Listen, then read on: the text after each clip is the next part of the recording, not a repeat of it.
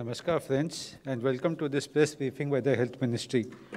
To brief us more on the latest on COVID cases and vaccine issues, we have with us today Dr. V.K. Paul ji from Niti Aayog, Joint Secretary Ministry of Health Sheela Agarwal ji. First there will be a presentation by Sheela Agarwal ji, followed by remarks by Dr. V.K. Paul ji. Then we shall take a few questions. Over to Sheela Agarwal ji. Good evening friends, हम आपको कोविड-19 की वर्तमान परिस्थिति के बारे में बताना चाहेंगे। जैसे कि हम इस स्लाइड में देख रहे हैं, एक कंटिन्यूड बेसिस पर सेकेंड वेव में हम केसेस में डिक्लाइन अभी भी नोट कर रहे हैं। देश में पहली वेव पिछले साल सितंबर के महीने में आई थी, जिसमें एट ए पीक लेवल हम लोगों ने 97,000 के करीब प्रतिरोध देश में नोट किए थे। सेकेंड पीक में higher number of cases report हुए। एक दिन में 4,14,000 के करीब भी केसेस देश में रिपोर्ट किए गए, लेकिन कंटिन्यूड एफर्ट्स ऑफ कंटेनमेंट और रेस्ट्रिक्शंस लगाने की वजह से हमने देखा कि केसेस में कमी आई है और पिछले 24 घंटे में देश में 46,617 केसेस रिपोर्ट हुए हैं। यहाँ यह मुख्य विषय हम आप लोगों की दृष्टि में लाना चाहेंगे कि अगर हम एवरेज डेली केसेस एक सप्ताह में कितने एवरेज केसेस आए हैं तो उनको देखें तो पाते हैं कि 1 से 7 मई वाले सप्ताह में जहां देश में ऑन एन एवरेज 3,89,000 केसेस आए थे, वह वीक बाय वीक उसमें एक कमी नोट की जा रही है। जैसे कि हम देखें तो पिछले सप्ताह से करीब 13% केस में एक कमी नोट की गई है। ऑन एन एवरेज देश में 46,000 के करीब केसेस रिपोर्ट हो रहे हैं। इसी के साथ ही जहां वीक एंडिंग 4 मई हमारे देश में 531 जिले ऐसे थे जिसमें औसतन 100 से अधिक केसेस प्रतिरोज रिपोर्ट हो रहे थे। सेकेंड जून वाले समय में हमने पाया कि ऐसे 262 जिले हैं जहां पर 100 से अधिक केसेस प्रतिरोज रिपोर्ट हो रहे हैं। और अगर हम 30 जून वाले सप्ताह को देखें तो वह नंबर घटकर 100 जिले रह गया है। यानी कि अगर हम देखें 4 मई से 30 जून वाले सप्ताह में के अंतराल में 431 ऐसे जिले हैं जहां पर कि जो केसेस अधिक संख्या में रिपोर्ट हो रहे थे उसमें कमी नोट की गई है। साथ ही एक मुख्य अंश डेली एक्टिव केसेस, उसमें आप देखें जहां 10 मई के समय पे देश में करीब 37 लाख से अधिक केसेस एक्टिव केसेस की दृष्टि में आते थे, वह अब घटते घटते 5,09,000 केसेस रह गए हैं। यानी कि पीक के समय में देश में जितने एक्टिव केसेस थे उसमें 86% कमी पाई गई है। इसी के साथ ही continued focus on clinical management, जिसके तहत हमने देखा कि 3 मई के समय में जहां देश का रिकवरी रेट 81.8% था, अब उसमें करीब 15% वृद्धि होते होते वह 97% के करीब हो चुका है।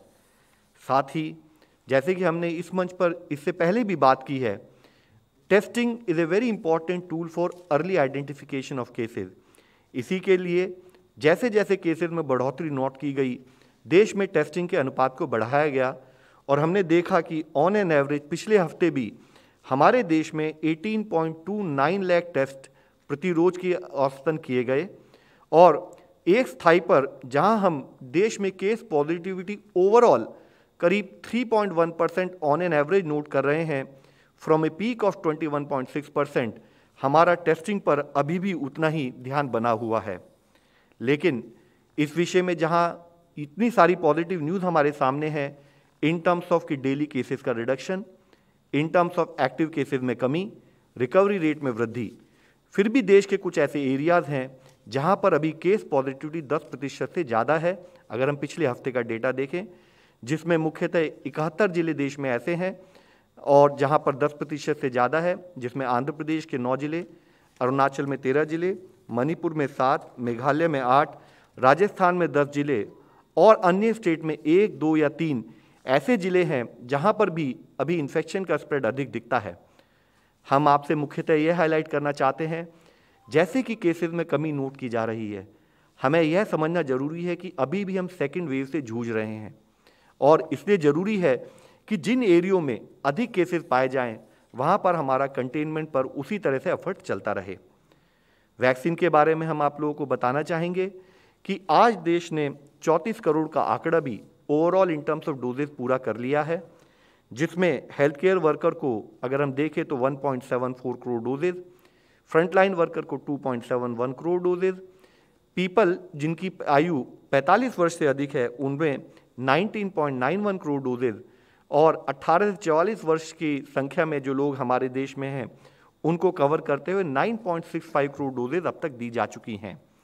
इसी के साथ ही हम आप लोगों की दृष्टि में लाना चाहेंगे कि पब्लिक डोमेन में जो ट्रांसपेरेंट डेटा अवेलेबल है, अगर उसको आप एनालाइज करें तो दुनिया में सबसे अधिक डोजेज एडमिनिस्ट्रेट करने में भारत में 34 करोड़ से अधिक डोजेज अब तक हम दे चुके हैं। दूसरे स्थान पर अगर आप देखें तो 32 करोड़ 32.8 करोड़ डोजेज अमेरिका में दी गई हैं। उससे कम अगर देखें तो यूके में 7.79 करोड़ दी गई हैं। इसमें भी मुख्यतः एक देखने वाला विषय यह है कि जबकि भारत में 16 जनवरी के समय पर वैक्सीनेशन का कार्यक्रम शुरू किया गया और इन देशों में 8 दिसंबर, 14 दिसंबर या 27 दिसंबर में कार्य शुरू हुआ, तब भी देश ने ओवरऑल नंबर ऑफ डोजेज के कवरेज में दूसरे देशों के अनुपात से काफ़ी अच्छा कार्य किया है। एक स्थाई पर पूरा एफर्ट बना हुआ है कि जितना प्रोडक्शन हो वह देश में अवेलेबल किया जाए। 75% जो हमारी नई पॉलिसी आई है 21 जून से, जिसके तहत 75% प्रोडक्शन हम यूनियन गवर्नमेंट की तरफ से स्टेट गवर्नमेंट को वैक्सीनेशन के लिए प्रोवाइड करते हैं, उससे ओवरऑल कवरेज ऑफ वैक्सीनेशन में वृद्धि नोट की गई है।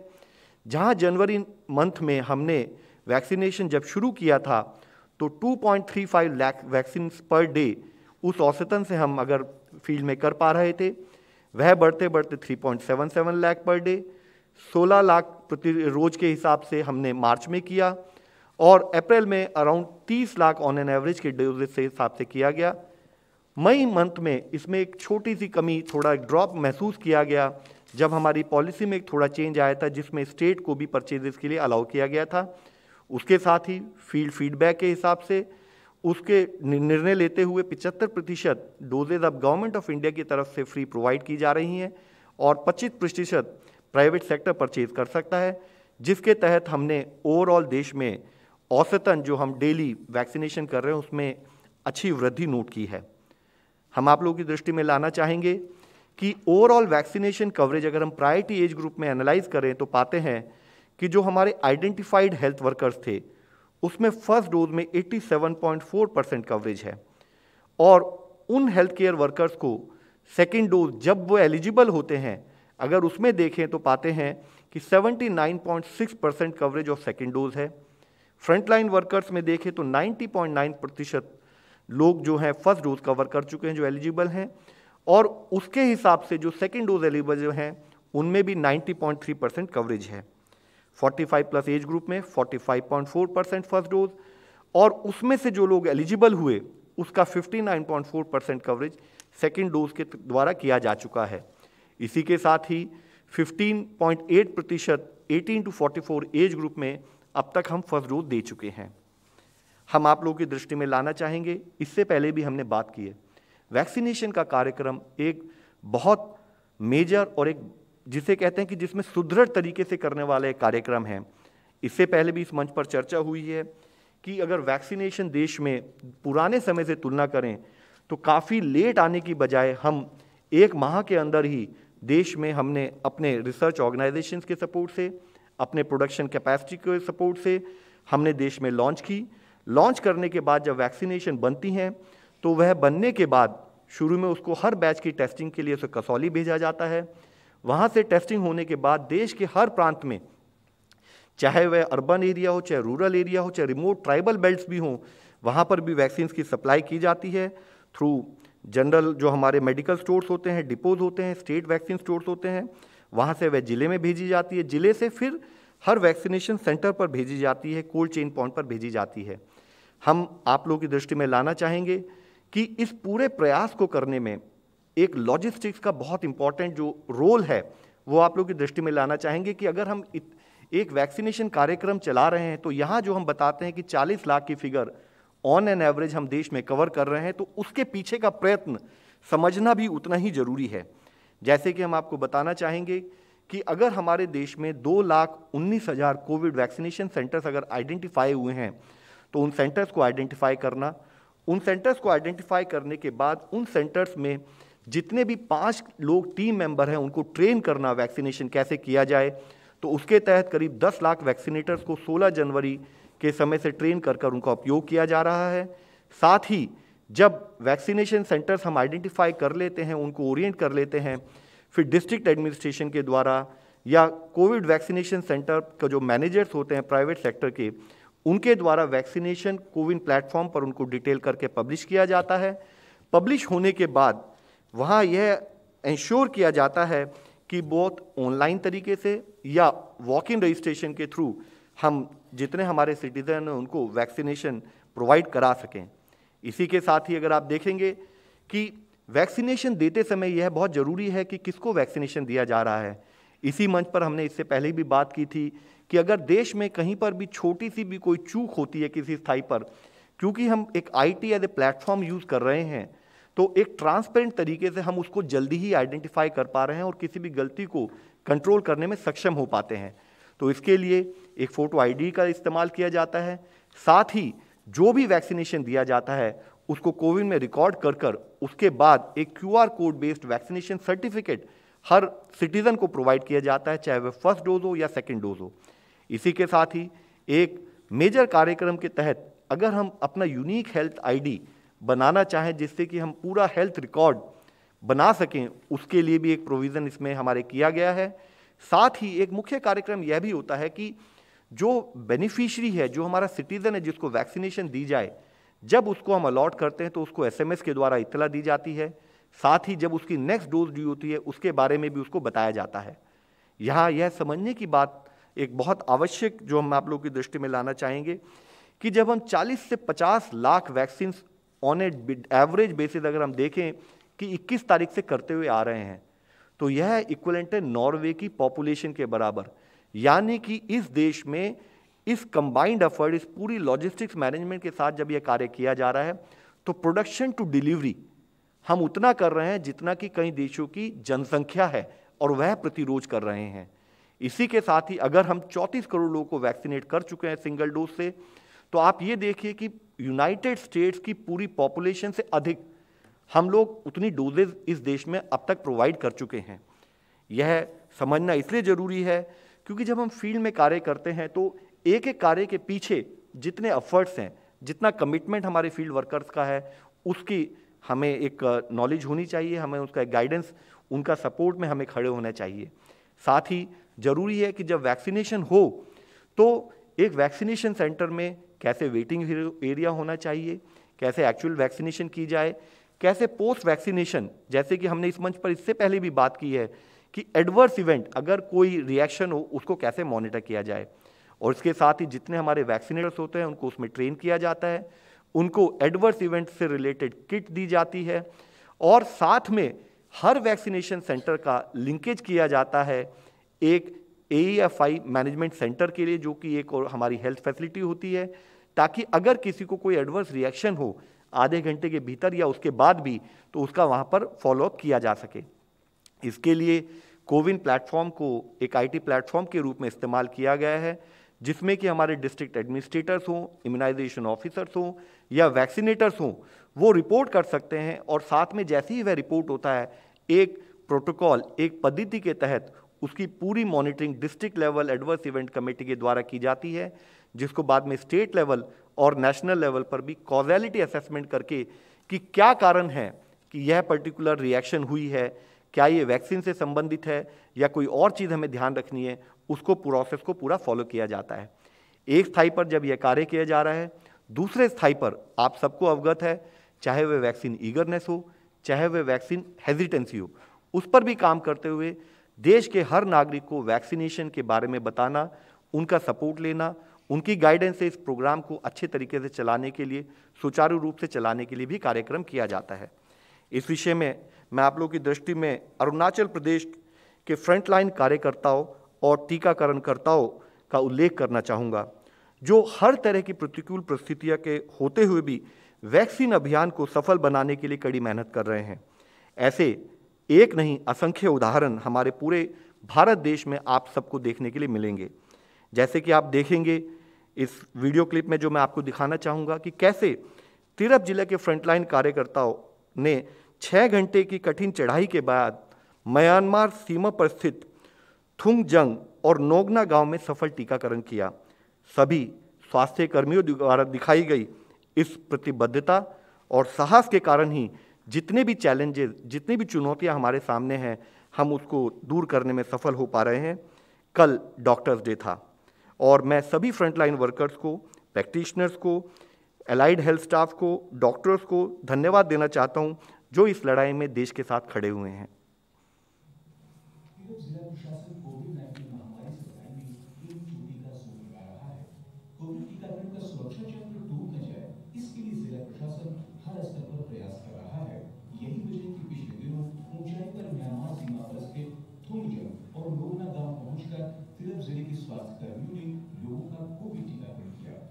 लाजू सर्किल की कोविड टीकाकरण टीम म्यांमार सीमा पर स्थित थुंगजंग और नोगना गांव तक पहुंचने के लिए स्वास्थ्य कर्मियों को 6.5 घंटे की ट्रैकिंग करनी पड़ी, लेकिन इन स्वास्थ्य कर्मियों की कोरोना महामारी को हराने के संकल्प के सामने ये पर्वत की ऊंचाई भी बढ़नी पड़ गई। लाजू सर्किल के अतिरिक्त सहायक आयुक्त डी.के. थुंगडोक ने सभी बाधाओं को पार करते हुए यहाँ 197 लोगों का सफलतापूर्वक टीकाकरण किया। हम आपके द्वारा एक मैसेज देना चाहेंगे, हम सैल्यूट करना चाहेंगे, हम धन्यवाद कहना चाहेंगे अपने उन फ्रंटलाइन वर्कर्स का जो हर तरह के चैलेंजेस को डील करते हुए देश को fastest country to administer more than 34 crore dose बनाने में उस सफलता में जिन्होंने नए आयाम शामिल किए हैं। इसी के साथ ही मैं आप लोगों से फिर से विनती करना चाहूँगा कि सेकेंड वेव अभी ख़त्म नहीं हुई है। केसेस में बहुत अच्छी कमी आई है, लेकिन अभी भी कुछ ऐसे एरियाज़ हैं जहाँ पर केसेस अधिक नंबर से आ रहे हैं, जिसके संबंधित हमने स्टेट को गाइडलाइंस जारी की हैं यूनियन गवर्नमेंट की तरफ से, मिनिस्ट्री ऑफ होम की तरफ से, जहां मुख्यतः आपके द्वारा हम सबको सूचित करना चाहेंगे। हमने रिक्वेस्ट की है कि ऐसे ज़िले आइडेंटिफाई किए जाएं जहां पर अभी भी वीकली लेवल पर केस पॉजिटिविटी 10% से ज़्यादा है, यानी कि इन्फेक्शन का स्प्रेड ज़्यादा है, या ऐसे ज़िले जहां पर कि बेड ऑक्यूपेंसी, चाहे वह आईसीयू बेड या ऑक्सीजन बेड हो, वह अधिक संख्या में भरे हुए हैं, जिससे कि हेल्थ सिस्टम पर स्ट्रेन पड़ सकता है। तो जहां पर भी 60% से ज़्यादा अगर बेड ऑक्यूपाइड हैं, तो उन ज़िले में हमने स्टेट्स को और ज़िलों को रिक्वेस्ट की है कि वहां पर हाईएस्ट लेवल ऑफ रिस्ट्रिक्शंस लगाई जाएं, ताकि चेन ऑफ ट्रांसमिशन को तोड़ने में हम सफल हो सकें। इससे संबंधित उन सबसे यह भी विनती की गई है कि जहां पर भी रेस्ट्रिक्शन लगाएं तो रेस्ट्रिक्शंस का पूरा इम्पैक्ट आए, तो उसके लिए ज़रूरी है कि 14 दिन तक रेस्ट्रिक्शंस को इम्पोज किया जाए। और कंटेनमेंट जोन्स, जहां आप सबको अवगत है ऑलरेडी, वहां पर मूवमेंट रेस्ट्रिक्ट होता है, एक्टिव केस सर्च होती है जहां पर अधिक केस पाए जाते हैं। उसके अलावा जो जिले के बाकी पोर्शन है, उन डिफाइंड रेस्ट्रिक्शंस को या रिलैक्सेशंस को एक पद्धति से, एक तरीके से डिक्लेयर करके वहां पर किया जाए, ताकि उसके बेसिस पर हम चेन ऑफ ट्रांसमिशन को रोक सकें। हमने स्टेट से यह भी रिक्वेस्ट की है कि ऐसे जिले जहां पर कि या तो केस पॉजिटिविटी ज़्यादा है या 60% से अधिक बेड ऑक्यूपाइड हैं, वहां पर स्टेट स्थाई से एक सीनियर ऑफिसर को वहां पर उसको नॉमिनेट किया जाए, जो डिस्ट्रिक्ट एडमिनिस्ट्रेशन के साथ कार्य करते हुए दोनों स्थाई पर, यानी कि कंटेनमेंट हो या हेल्थ इंफ्रास्ट्रक्चर अपग्रेडेशन हो, उस पर कार्य करें। वह माइक्रो क्लस्टर्स, माइक्रो एनालिसिस करें जहां पर अधिक केसेस आ रहे हैं, ताकि वहां पर कंटेनमेंट का रिक्वायर्ड एक्शन लिया जा सके। जरूरी है कि जो हमारी कंटिन्यूड बेसिस पर 5 फोल्ड अप्रोच है, test, track, treat, vaccinate and most important of that covid related behaviour, covid safe behaviour, यानी कि 2 गज की दूरी, मास्क और हैंड हाइजीन, उस पर हमारा ध्यान बना रहे। उसके लिए हम कम्युनिटी का सपोर्ट लेते रहें। आज हम आपके द्वारा फिर सबसे विनती करना चाहेंगे, देश में अब जब रिलैक्सेशंस लाई जा रही हैं, जब केसेस में कमी आ रही है, तो ज़रूरी है कि हमारे सपोर्ट से संबंधित, चाहे वह वैक्सीनेशन हो, चाहे यूज़ ऑफ मास्क हो, उसको हम पूरे तरीके से इस्तेमाल करें, एक नए नॉर्मल के रूप में अपने जीवन में लाएं। जब हम मास्क का इस्तेमाल भी करें तो ज़रूरी है, क्योंकि इन्फेक्शियस डिजीज़ में खाली सिंबॉलिक वे में मास्क पहनने से मास्क का पर्पस सर्व नहीं होगा जो उससे हम लेना चाहते हैं। तो ज़रूरी है मास्क हमारे मुंह को, हमारे नाक को, हमारे चिन को प्रॉपर तरीके से कवर करे। और जैसे पिक्टोरियली हमने आप सबसे रिक्वेस्ट की है कि इसको गया नीचे लटकाना या साइड में एक साइड से लटका देना या नाक को खुली रखना, उसके द्वारा जो हम मास्क पहनते हैं तो वह एक झूठी तसल्ली ही होगा, उससे हमें रिक्वायर्ड सपोर्ट नहीं मिलेगा। तो जो भी हम कार्य करें उसको प्रॉपर प्रोसेस फॉलो करते हुए करें, हम आपके द्वारा फिर सबसे विनती करना चाहेंगे। धन्यवाद। डॉक्टर पॉल जी। धन्यवाद। हमने देखा है कि वैक्सीन को दूर दराज के क्षेत्रों में, अंडरसर्व्ड एरियाज़ में, रूरल एरियाज़ में पहुंचाने के लिए किस प्रकार हमारे स्वास्थ्यकर्मी जुटे हुए हैं। उसी भावना से जैसे कि पोलियो की लड़ाई में ये ऐसे बहुत सारे उदाहरण हमारे सामने आए थे और लेजेंडरी एक्सपीरियंस रहा है देश का, तो उस डायमेंशन में ये कार्यक्रम अब पहुंच चुका है और जो इसमें बढ़ोतरी हो रही है, जैसे आपने देखा कि जून के महीने में 40 लाख पर डे की एवरेज हुई है और जो खास एक्सेलरेशन हुआ है वो 21 जून के बाद हुआ है। उसी पीरियड को लेते हैं तो ये उसके भी ज़्यादा है, 50 लाख से क्लियरली अबव है। तो उसमें एनर्जी आई है हमारे वैक्सीनेशन प्रोग्राम में और ये आगे भी बढ़ेगा। आज एक बार फिर हम जताना चाहेंगे कि जैसे लव ने कहा है कि second wave is not over, second wave is not over, और आपको दर्शाया गया कि कहाँ पे समस्या वाले डिस्ट्रिक्ट्स हैं, कौन से प्रदेशों में समस्या अभी भी चली हुई है। और आपको विदित होगा कि भारत सरकार की टीम्स जो हैं वो कई प्रदेशों में, राज्यों में भेजी गई हैं, छत्तीसगढ़ में, केरल में, उड़ीसा में, मणिपुर में, त्रिपुरा में और अरुणाचल में।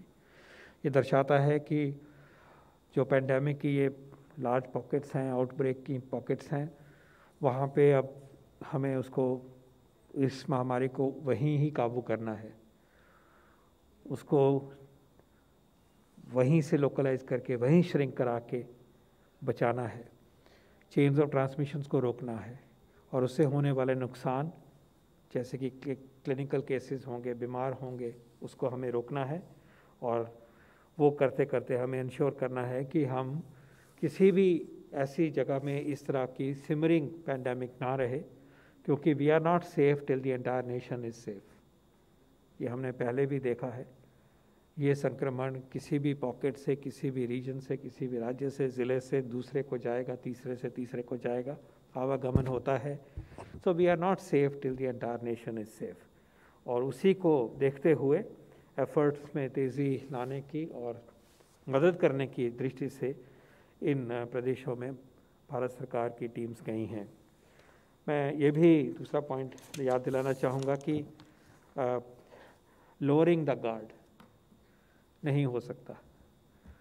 वायरस अपनी तबीयत से, तरबियत से अपना रूप बदल के अपने तरीके से दोबारा फिर सामने आता है। हम देख रहे हैं कि यूरोप में फिर सिचुएशन जो है वो लग रहा है कि वायरस ऊपर आने की टेंडेंसी में दिख रहा है। जहाँ पे कि सारे यूरोप में 50 पर मिलियन केसेस हो गए थे, लगभग दुगने हो गए हैं। यूरोप का एग्जांपल लें। यूनाइटेड किंगडम में लेस देन 100 केसेस पर मिलियन थे, अब 375 के करीब दिखाई दे रहे हैं। इजराइल में यहाँ पे कि एब्सोल्यूट नंबर जो केसेस का था लगभग 0 हो गया था, वह फिर हट के 300 से ऊपर चला गया है। इसी प्रकार रशिया में। कहने का के पीछे जो तर्क है, जो सोच है, वो यही है कि इस वायरस को की लड़ाई जो है हमारी और बाकी सब देशों की, विश्व की, वो अभी भी जारी है और ये इस टेंडेंसी में रहता है वायरस की वापस आता है। और जो उसके डायनेमिक्स हैं उसकी बात हम जहाँ करते आए हैं उस तरफ मैं आज नहीं जाऊँगा, लेकिन ये हमें दिखाता है कि हमें सतर्क रहना है। जहाँ जहाँ भी हमारे देश में अभी भी वायरस का प्रकोप है, जिसको आज चिन्हित दोबारा फिर किया गया, वहाँ पे हमने इसको रोकना है, इसके ग्रोथ को रोकना है, उस सिचुएशन को आउट ऑफ कंट्रोल बिल्कुल नहीं होने देना है और जो भी व्हाटएवर इट टेक्स हमें वो करके दिखाना है। आज मैं आपके साथ एक पंजाब से वैक्सीन की इफ़ेक्टिवनेस पे एक रियल लाइफ का एक्सपीरियंस सामने आया है। शायद आपने किसी में पढ़ा भी होगा, लेकिन फिर भी मैं बताना चाहूँगा कि वैक्सीन से हम कैसे फ़ायदा ले रहे हैं, ले सकते हैं। ये स्टडी है पंजाब के पुलिस पर्सनल में। वैक्सीन जिनको मिला था उनका उनकी कितनी प्रोटेक्शन हुई, उसके ऊपर बड़ा सिंपल सी है स्टडी। तो उसमें जिनको वैक्सीन नहीं मिला था ऐसे पुलिसकर्मी थे 4868 ये स्टडी पीजीआई चंडीगढ़ ने करी है पंजाब सरकार के साथ। 4868 को था, उनमें से कोविड की डेथ जो हुई वजह से 15 में हुई, और ये जो है ये 3 पर 1000 है, ये लगभग 3.08 पर 1000, परसेंट नहीं है, पर 1000। फिर वो पुलिसकर्मी थे जिनको एक डोज मिली, उनका नंबर है 35,856, 35856 सिंगल डोज। कितनी डेथ हुई? 9। क्या नंबर मिला ये? 0.25 पर 1000, वो 3, ये 0.25। 2 डोज मिली 42,720 पुलिसकर्मियों को, 42,720 को। डेथ कितनी हुई? 2। कितना हुआ ये? 0.05 पर 1000। तो जिनको नहीं मिला वहाँ 3 पर 1000 डेथ हुई, रियल लाइफ में हुआ ये सब। ये हाई रिस्क ग्रुप है क्योंकि ये तो सामना कर रहे हैं इस महामारी में, जो पीछे वेव आई उसमें ये सामने थे, हाई रिस्क है। 3 पर 1000 जिनको नहीं मिला, एक डोज मिली तो 0.25 पर 1000, और जिनको 2 डोज मिली उनको 0.05 पर 1000। इसका जब हम मैथ्स करते हैं तो एक डोज से 92% प्रोटेक्शन हुई, 2 डोज से 98% प्रोटेक्शन हुई, डेथ से जान बच गई। लगभग हर व्यक्ति जिसने 2 डोज ली थी, लगभग 2 व्यक्ति हैं 42,000 में से, तो 98% प्रोटेक्शन है। वैक्सीन एफिकेसी उन्होंने रिपोर्ट करी है with 2 doses 98%, with 1 dose 92%। This is the data which again shows in real life. ऐसी डेटा बार बार आ रहा है जो दर्शाता है कि वैक्सीन लेने से सीरियस डिजीज़ कम होती है। मैंने दो सेशंस पहले भी CMC वेलोर की बात आपको समझाई थी, वहाँ भी लगभग यही रिजल्ट था, almost the same result in health care workers. 1 dose 92% protective, 2 doses 98% protected for death. मामूली बीमारी हो सकती है, सीरियस डिजीज़ ऑलमोस्ट एलिमिनेट हो जाती है, डेथ ऑलमोस्ट एलिमिनेट हो जाती है। तो प्लीज़ वैक्सीन्स में एक तो फेथ इसकी वजह से आता है, दिखता है कि इफ़ेक्टिव है, हमारी वैक्सीन इफ़ेक्टिव है, दूसरों की बात होती रहती है। और दूसरा, हमें ये प्रेरित करता है कि हम वैक्सीन लेंगे तो जिस चीज़ से हम डर के उससे बचना चाहते हैं उसका यही इलाज है, और ये हमें वैक्सीन अपनाना चाहिए। If you want the data again I will go over it. No dose 4868 people, deaths 15, incidence per 1000 3, okay. 1 dose, number of police personnel 35,856, 35,856, deaths 9, incidence 0.25, 0.25. 2 doses 42,720, deaths only 2, incidence 0.05 per 1000।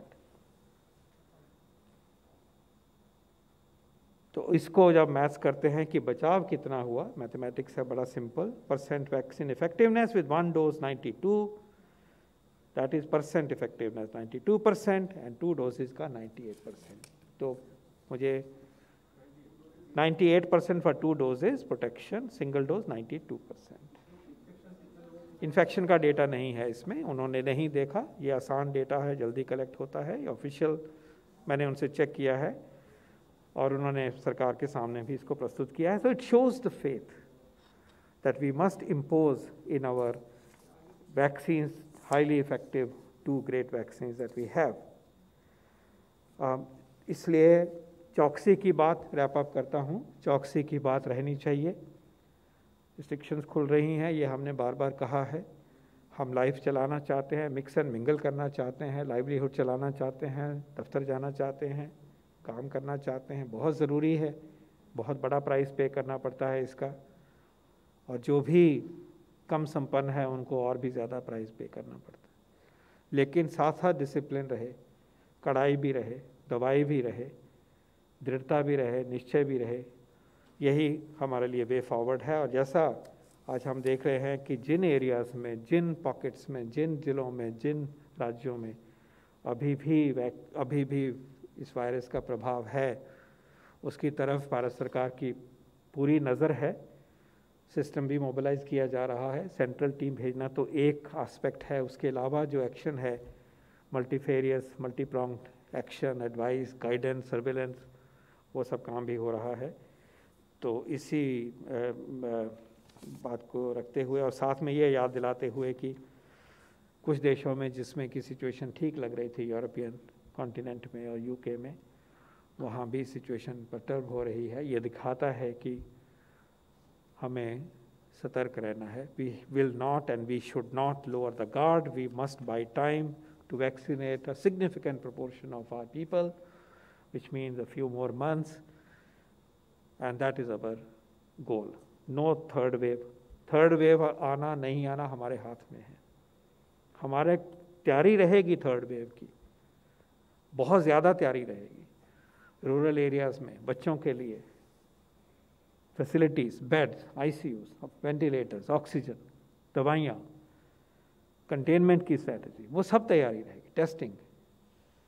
But at the same time अगर हम discipline हैं, दृढ़ निश्चय रखते हैं, तो ये wave नहीं आएगी और नहीं आनी चाहिए। देश का निश्चय और देश का संकल्प ये होना चाहिए कि हम किसी भी नई आउटब्रेक को आने नहीं देंगे, और ये संभव है, साइंटिफिकली संभव है और एक्सपीरियंस से भी संभव है। यही हमारा निश्चय होना चाहिए। बहुत बहुत धन्यवाद। Thank you, sir. We'll now take a few questions. Okay, 50.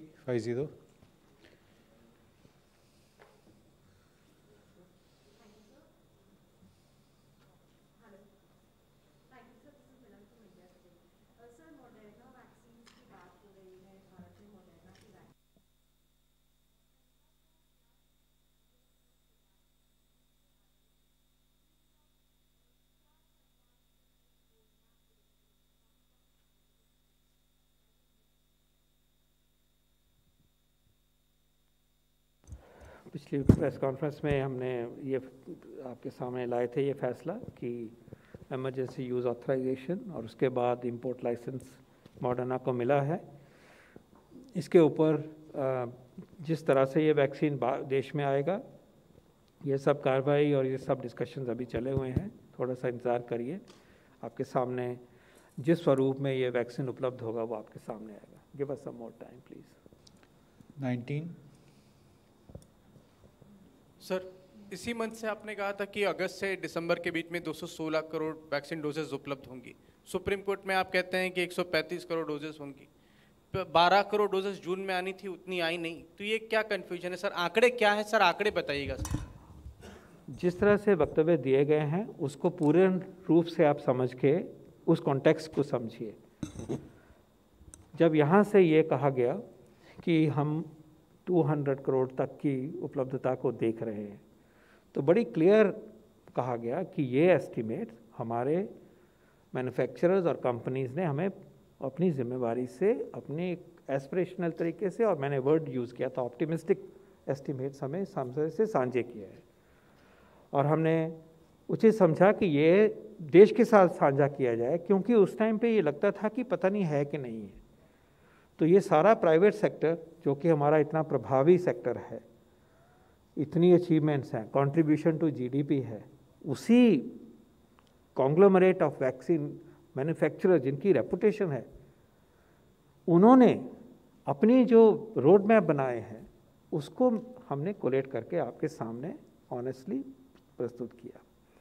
अब बात आती है कि हम कितना एक्वायर कर रहे हैं।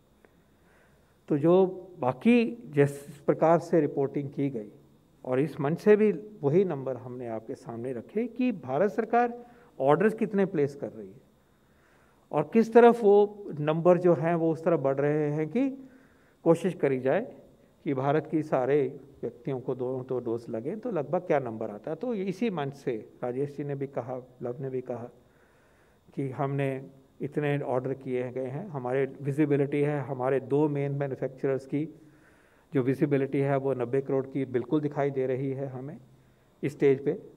उनकी उससे ज़्यादा भी प्रोड्यूस, जब हमने पहले कहा तो वो उससे ज़्यादा प्रोड्यूस करने की क्षमता रखते हैं।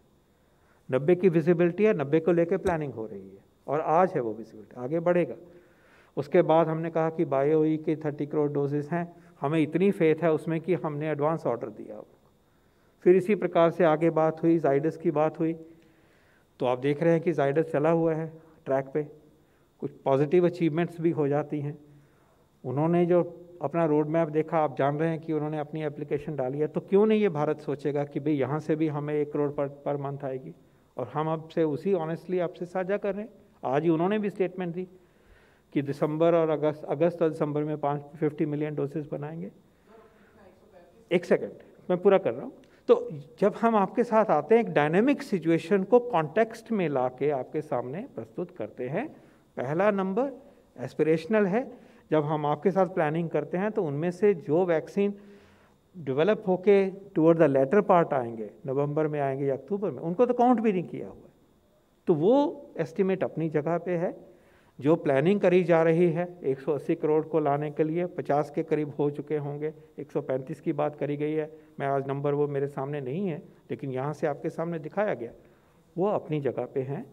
तो दोनों को प्लीज़ कॉन्टेक्स्ट में लीजिए और यही कह सकते हैं कि भारत सरकार ने जो इतनी देर से कोशिश चली हुई है, उसमें आप हर बारी आप देख रहे हैं थोड़े थोड़े अरसे के बाद में कोई पॉजिटिव अच्छी न्यूज़ आती है।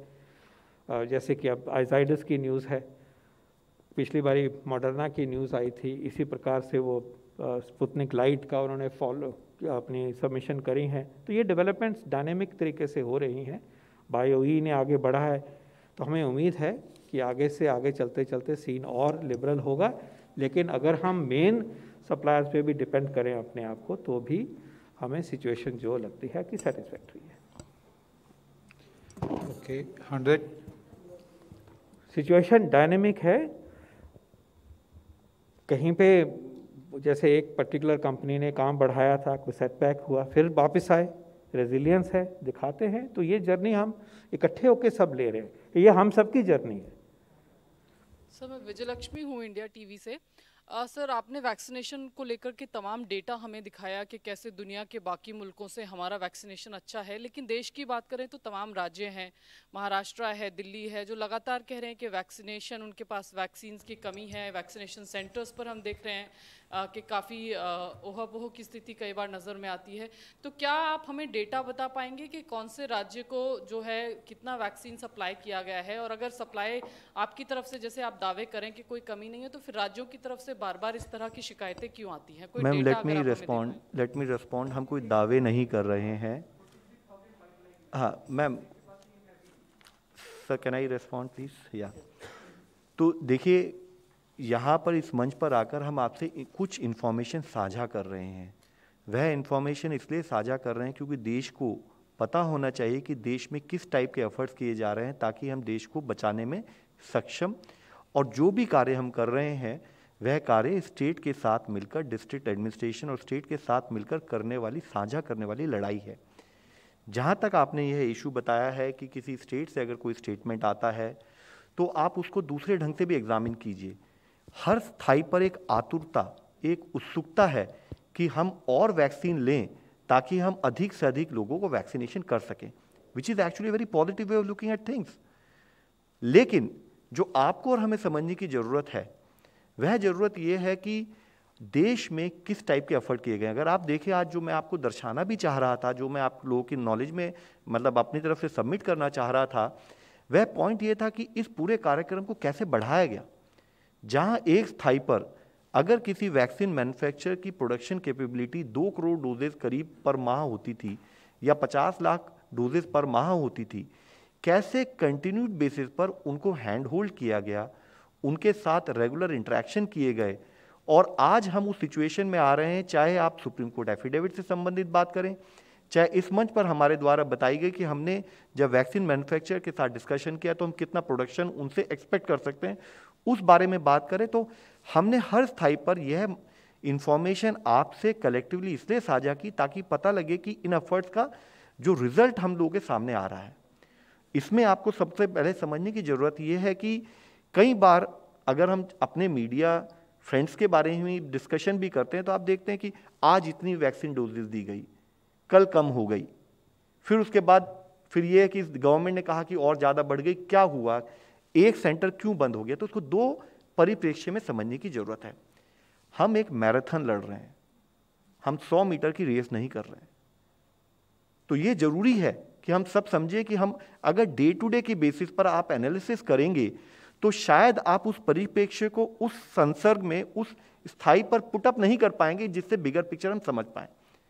आप देखिए कहां हम 2.25 लाख के करीब वैक्सीन डोजेस प्रति रोज दे पा रहे थे, और आज अगर हम देखें कि 21 तारीख से करीब 40-45 लाख 50 लाख डोजेस प्रति रोज हम दे पा रहे हैं, तो कहीं तो एफर्ट्स हुए हैं। दूसरी चीज जो हमें समझने की जरूरत है कि जो कई बार एक इंडिविजुअल सेंटर से न्यूज आती है, तो हम एक प्रोसेस को collectively let us come to that common clarity कि क्या होता है कि गवर्नमेंट ऑफ इंडिया मैन्युफैक्चरर के साथ कोऑर्डिनेट करती है, उनको गाइड करती है, उनको एस्कॉर्ट करती है, उनके प्रोडक्शन बढ़ाने में उनको सपोर्ट प्रोवाइड कर रही है। जब प्रोडक्शन आता है तो पूरे प्रोसेस के through 75% of the doses which get produced in the country they are made available free to the state. और अब एक सेकेंड लेवल ऑफ प्लानिंग की जरूरत होती है। वह सेकेंड लेवल ऑफ प्लानिंग है, वैक्सीनेशन कितनी दी जा सकती है, उतनी ही दी जा सकती है जितनी डोजेस बनी। हम I am sure collectively all come to that common clarity की जब हम एफर्ट्स कर रहे हैं कि प्रोडक्शन बढ़े, तो जो प्रोडक्शन है उसका बढ़े हुए प्रोडक्शन को फील्ड में भेजा गया। स्टेट्स के साथ हम रेगुलर कोऑर्डिनेट करते हैं, हम उनको बताते हैं कि आपके पास इतना बेस्ड ऑन द प्रोडक्शन इतनी अवेलेबिलिटी नेक्स्ट 15 दिन में होगी। साथ ही एक बहुत डिटेल्ड एक्सरसाइज की जाती है स्टेट के साथ कोऑर्डिनेट करते हुए कि जैसे जैसे प्रोडक्शन हो रहा है, आपको 2 तारीख को कितनी वैक्सीन मिलेंगी, आपको 3 तारीख को कितनी वैक्सीन पहुंचेंगी, 4 को कितनी वैक्सीन पहुंचेंगी, ऐसे कर कर नेक्स्ट 15 दिन तक का डेली शेड्यूल भी बताया जाता है। फिर हम स्टेट के साथ डिस्कस करके ये प्लान करते हैं कि हम उनसे रिक्वेस्ट करते हैं कि अवेलेबिलिटी के बेसिस पर आप वैक्सीनेशन सेंटर्स का प्लान करें। अब यह नेचुरल है कि अगर हमने स्टेट्स को वैक्सीन दी तो अगर किसी जगह पर जल्दी उस दिन पर ज़्यादा वैक्सीन लगा दी गई और हो सकता है कि अगले दिन टू दैट एक्सटेंट उस स्टेट में वैक्सीनेशन जो होगा कम होगा। तो ये एक प्लानिंग, ये एक लॉजिस्टिक मैनेजमेंट की एक्सरसाइज है जो स्टेट से रेगुलर बेसिस पे की जाती है। आप सबसे मेरी विनती यही है कि जो इस परिप्रेक्ष्य को हमें समझना है कि देश में कंटिन्यूड एफर्ट्स करते हुए प्रोडक्शन को बढ़ाया जा रहा है। साथ ही 75% vaccine doses government of India की तरफ से फ्री स्टेट को सप्लाई की जा रही हैं। पूरी मेहनत लॉजिस्टिक एक्सरसाइज की जाती है। सप्लाई करने के बाद स्टेट के साथ डेली बेसिस पर फॉलो किया जाता है। उनके वैक्सीनेशन प्रोग्राम को और सुदृढ़ बनाए कैसे जाए उसके बारे में डिस्कशन होता है, उसके बारे में हम लोग चर्चा करते हैं। और हमारा पूरा एफर्ट्स है कि vaccination as a strategy, as a supporting tool for management of covid, हम उसको हर तरीके से करने में सफल हो सकें। मैं आपसे अंत में एक ही रिक्वेस्ट करना चाहूँगा, it is a marathon, it is not a 100 metre sprint. और इस मैराथन में अगर हम डे टू डे बेसिस को एनालाइज करेंगे तो हम बिगर पिक्चर को कहीं मिस करने का एक भय हो सकता है। Number 15 sir, Nitin DD news से। जैसा कि आपने बताया कि वैक्सीनेशन बड़ा फुल प्रूफ है कि आप आधार कार्ड से और किसी तरीके से करते तो मिसयूज नहीं होता। मेरे पास एक अभी एक जस्ट आया थोड़ी देर पहले, ताराचंद 1954 डेट ऑफ बर्थ है, इन्होंने वैक्सीन ले लिया है किसी और के आधार कार्ड मोबाइल नंबर से। ये लड़की का नंबर है, 22 साल उम्र है, उनका फर्स्ट डोज सोमवार का डेट था, आज वैक्सीन लग गया है। सवाल ये कि वो क्या करें, उनके नाम पे दूसरे लगा लिया, मैसेज भी आ गया है, वो क्या करें? देखिए, खासकर आधार के संबंध में इससे पिछले बार भी हमने जब प्रेस कॉन्फ्रेंस में इस पर चर्चा की थी। आज आपके पास एक आईटी प्लेटफॉर्म है जिसके तहत ही आप ये गलती भी ढूंढ पा रहे हैं। अगर हमारे पास आज की सिचुएशन में अगर आप ताराचंद जी या किसी एक पर्टिकुलर नाम के बारे में बात करते हैं तो आधार नंबर, आधार कार्ड जिसने भी सबमिट किया उसको एक OTP आता है। OTP एक पर्टिकुलर सेल नंबर पर आता है, किसी ने उसे OTP को ओके किया होगा, तभी उस कारण से उस OTP के बेसिस पर उस आधार कार्ड पर उस पर्टिकुलर आदमी का रजिस्ट्रेशन होगा। तो जो यहाँ हमें समझने की ज़रूरत है कि आज हमारे इस प्लेटफॉर्म की वजह से हम उस सिचुएशन में कि हम एक individual aberration at the field level उसको ट्रैक कर सकते हैं और उसको ट्रैक कर उसको मैनेज कर सकते हैं। आज अगर देश 34 करोड़ वैक्सीनेशन डोजेस दे रहा है तो यह भी एक कलेक्टिवली हम लोगों के बीच में कॉमन क्लैरिटी में आप सबसे विनती करूंगा कि जो भी, चाहे आप देखें हरिद्वार से रिलेटेड एक केस आया, या आज इससे पहले एक पर्टिकुलर स्टेट में एक और हमारी मीडिया रिपोर्ट थी कि वहां पर एक आधार नंबर पर 2 लोगों को वैक्सीनेशन मिली। ये सारी इंडिविजुअल एबरेशंस को ट्रैक करना इसलिए फिजिबल है क्योंकि हम एक ट्रांसपेरेंट वे में सिस्टम में वैक्सीनेशन को प्रोवाइड कर रहे हैं। जरूरी ये है कि अगर इस टाइप की छोटी गलती है कि इंडिविजुअल एबरेशन कहीं पर किसी स्थाई पर हो, आपके द्वारा हमें पता लगे और हम उसके लिए जो भी करेक्टिव स्टेप ले जाने चाहिए वो ले। नंबर 25। सर मेरा क्वेश्चन डॉक्टर पॉल से है। सर ये जॉनसन एंड जॉनसन की जो वैक्सीन है, सिंगल डोज वैक्सीन, इनकी एक लेटेस्ट स्टडी हुई है और जिसमें यह आया सामने कि it is very much effective against delta variant as well. इसका भी क्या सर स्टेटस है इंडिया में, क्योंकि एक स्टेटमेंट ऑफिशियली भी आई थी परसों उनकी और कहना है कि गवर्नमेंट के साथ टच में है। दूसरा मेरा question sir delta plus variant को लेकर है कि अभी करेंटली कितने केसेस हैं इंडिया में?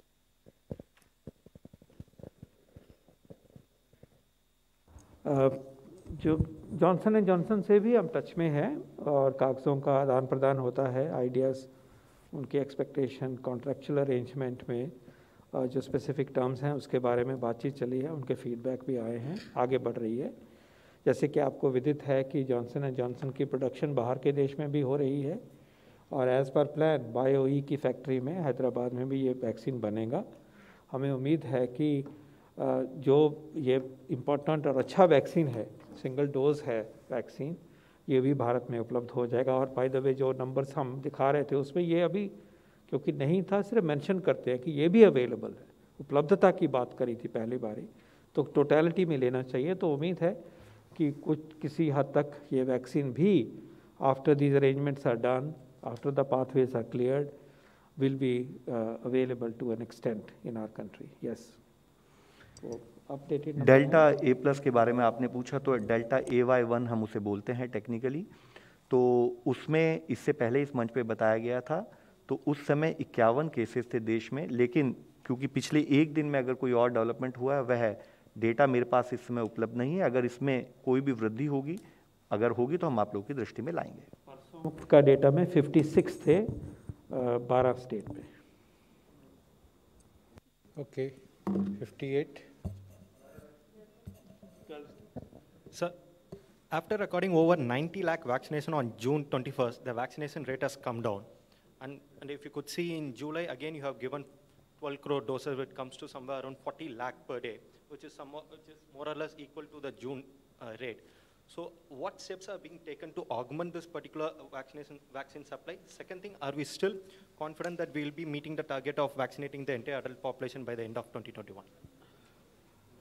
I had explained it in greater detail. Let me sort of kindly recapitulate it and submit to you once again.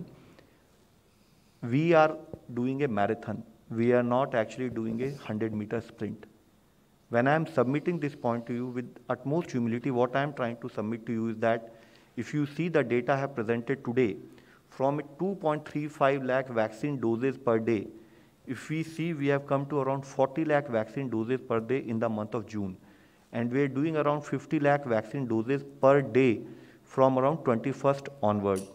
What we would like to submit to you is that there is a very, very serious effort going on at Government of India level in collaboration with states in terms of focusing on two aspects. One is how to increase the production. Second is whatever gets produced expeditiously goes down to the field level in the remotest part of this country, and we are able to vaccinate as large number of people as possible.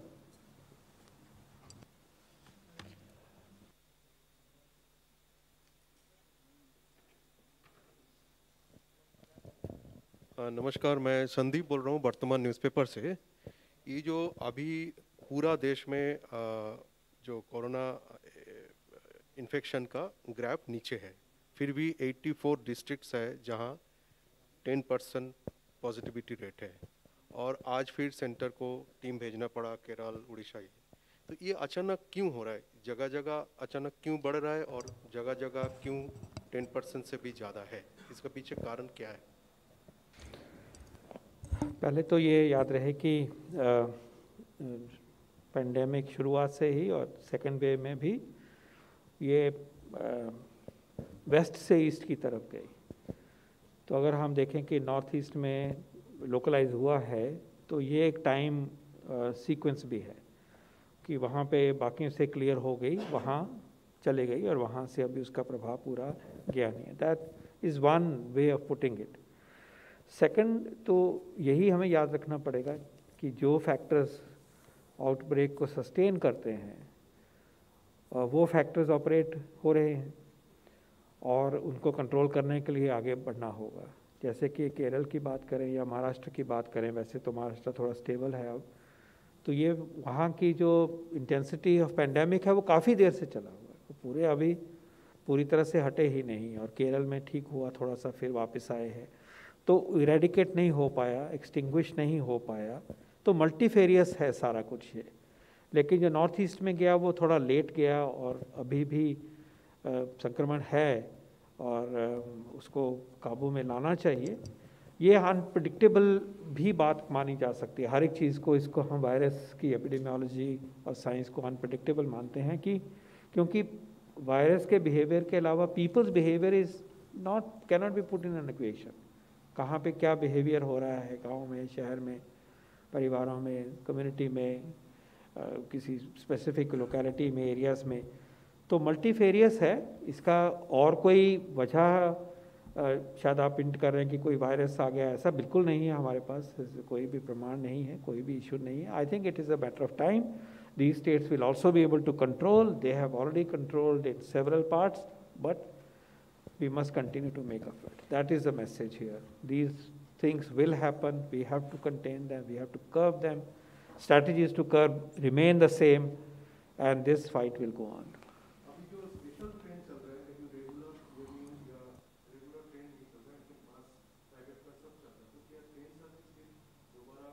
किसी इस तरह की activity को अकेले ही एक attribute करना भी fair नहीं होगा, क्योंकि वो ट्रेन और जगह भी चल रही हैं, वहाँ तो कुछ ऐसे नहीं हुआ। लेकिन जो एपिडेमियोलॉजी के फैक्टर्स हैं, व्यक्ति से व्यक्ति पे जाता है, कंट्रोल कर लेते हैं तो रुक जाता है, बिहेवियर हमारा जो है वो अलग स्टेज पे अलग होता है, हम सब चौकन्ने होते हैं, फिर हम हट जाते हैं। तो there are so many factors.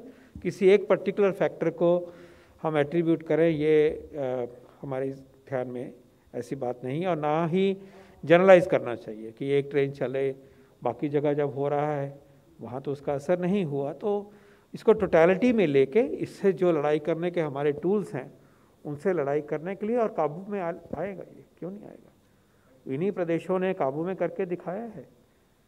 सिर्फ ये है कि जुड़ना चाहिए, जोश लाना चाहिए, और पूरे तरीके से पूरे समाज को साथ लेके सप्रेस करके टाइम निकालना है, आगे बढ़ना है। धन्यवाद। नंबर 54। मेरा क्वेश्चन स्पेसिफिक बंगाल को लेके है। बंगाल गवर्नमेंट ने बोला है कि वैक्सीन इतना कम है, सप्लाई इतनी कम हो रही है कि वो हफ्ते में रोज़ वैक्सीनेशन प्रोग्राम नहीं चला सकते हैं, सिर्फ 3 दिन ही चलाएंगे। मैम, जैसे मैंने आपको इससे पहले एक्सप्लेन किया है, जितने भी देश में वैक्सीन प्रोड्यूस होती है उसका 75% जो है स्टेट्स को प्रोवाइड किया जाता है। जब स्टेट्स को वैक्सीनेशन डोजेज प्रोवाइड की जाती हैं तो स्टेट को उसके जो पैरामीटर्स हैं, स्टेट की पॉपुलेशन, स्टेट का वैक्सीन वेस्टेज, स्टेट का प्रीवियस यूजेज पैटर्न, उन सबको एनालाइज करके जब हम स्टेट को प्रोवाइड करते हैं तो हम उनको एडवांस इंटीमेशन देते हैं। 15 दिन पहले बताते हैं कि आपको किस दिन कितनी वैक्सीन डोजेज अवेलेबल होंगी। अब यह तो आप भी एग्री करेंगे कि जितनी वैक्सीन डोजेज अवेलेबल हैं उतनी ही प्रोवाइड की जा सकती हैं कलेक्टिवली अक्रॉस द कंट्री।